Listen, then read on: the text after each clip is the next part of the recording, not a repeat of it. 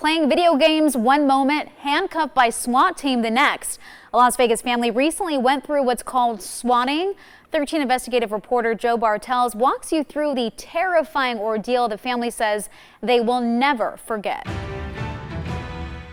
It's happened to well-known celebrities. It even led to a deadly police-involved shooting in Kansas. Now a Las Vegas family says threats of sexual extortion led to a local swatting prank, and it's left them rattled. It's one of the most popular games ever made. As of this year, more than 200 million copies of Minecraft have been sold, and 126 million play it worldwide every month. The objective? Survive and create the universe you want your character to live in. And it's a game played by people of all ages, including young and underage kids. Many use a separate app at the same time for chatting. A lot of kids, I guess, use Discord as a chat server. That way they can talk to the people that they are playing Minecraft with without having other people hear their conversations or see their chat. This mom we'll call Jane says her 15-year-old daughter was chatting with a purported 18-year-old boy. The chat turned sexual. He demanded she send nude photos of herself. It's not a request at this point, one of the chats read. What do you mean? It's not an I don't know, it's yes you will. I don't want to show you that, the teen girl replied.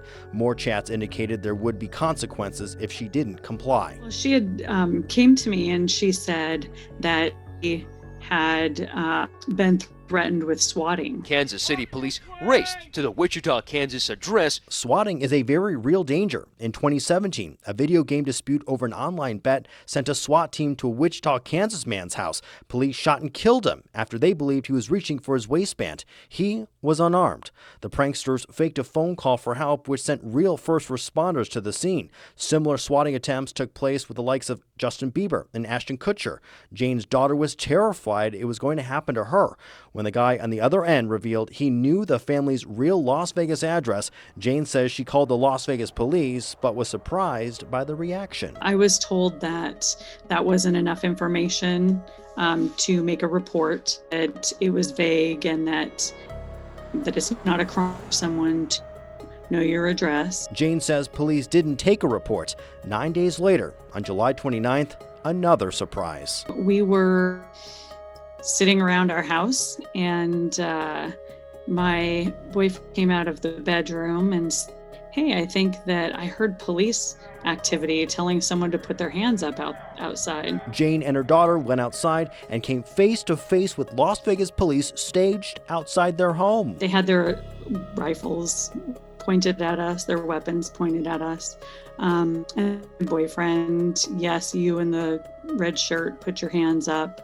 And then walk slowly toward us. The family was hauled out one by one at gunpoint, according to Jane. SWAT went inside to clear the home. We were finally told that someone had placed a phone call, not to 911, but to a desk phone at one of the local precincts, and had said that someone had been shot inside of our house. Jane says the fake call for help was not recorded. She believes the swatter lives outside the United States, but through a series of masking techniques, it may be next to impossible to track down the culprit. Back in 2011, there were only 400 reported incidents of swatting in the U.S. In 2019, we're up over 1,000. John Wolf is a cybersecurity expert. He says the swatters use ways to mask their IP addresses, the online equivalent of a fingerprint, and use chatbots to block their real identity. It makes it really hard for anyone to really know who or where they are.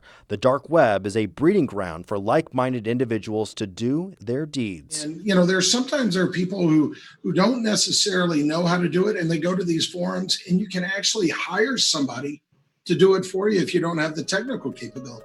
Jane told her daughter to block the bad guy and reported the chat to Discord. The platform expressed concern but said it couldn't do much without the actual message links, adding in part, quote, when we become aware of this activity, we take immediate action, including banning users, shutting down servers, and when appropriate, reporting to the proper authorities or organizations. Jane and her family still live in fear. So many kids are spending so much time online right now, especially with schools starting out online. And I think that it's just The only reason I agreed to do this was because I think that parents should know that stuff like this happens. Seattle police have created a swatting database which flags addresses ahead of time for people who have reported potential swatting threats made against them. As for this local incident, we requested specifics from Las Vegas police, but they declined, citing the ongoing investigation. Joe Bartels, 13 Investigates.